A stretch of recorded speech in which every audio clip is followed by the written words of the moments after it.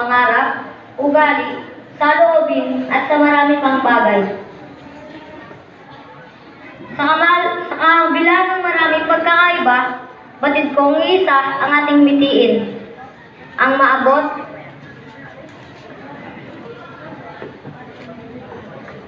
maabot, ang ating pangarap at tunay na mapasaya ang ating mga mahal na magulang.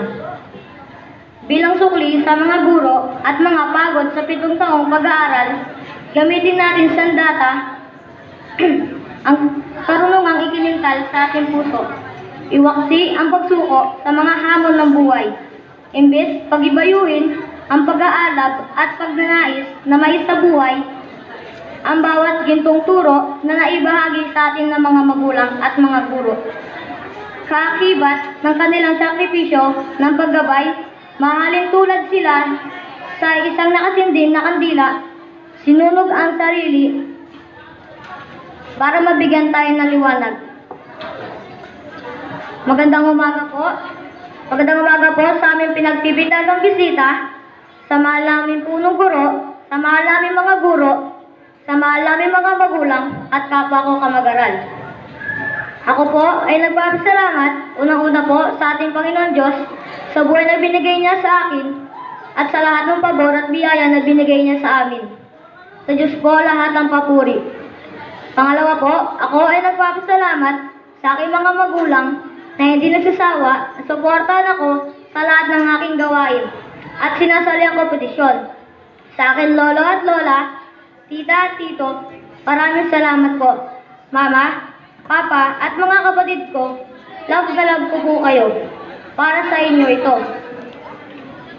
Sa aking mga naging guro mula grade 1 hanggang ngayon grade 6, malaking parte po kayo ng aking buhay at sa aking mga nakamit na tagumpay. Sasamantalahin ko na po ang pagkakataong ito upang magpasalamat kay Madam Gemma. Siya po ang unang guro ko dito na nagtiwala sa aking kakayahan. Teacher ko po siya ng grade 1 at grade 2. Kay Madam Rosita, Madam Marisa, at Teacher Jeremy, naniniwala na may gagaling pa pala ako sa pagguhit. Madam Agnes, ako po ay nagpapasalamat sa pagmamahal at malasakit na pinadama nyo sa akin at sa aming mga estudyante ninyo, lalo na sa aming lahat ng grade 6 Jupiter. Madam, mahal po namin kayo. Sa lahat pa po na aking naging guro, hindi ko man po mabanggit ang inyong mga pangalan, pero ako po ay lubos na nagpapasalamat sa pagtiwala ninyo sa akin at sa aking kakayahan. Wala po ako dito sa harapan para magsalita at magkamit ng karangalan kung hindi po dahil sa inyo. Hindi ko po makakalimutan ang pangaral ninyo at dadalhin ko po ito hanggang pagtanda ko.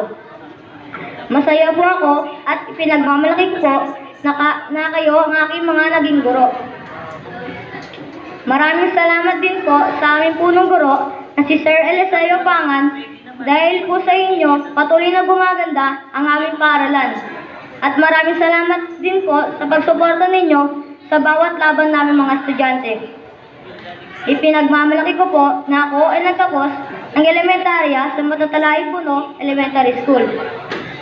Salamat din sa mga naging kaklase ko na kahit na nagkakaasaran tayo, naging masaya ang pag-aaral natin dito.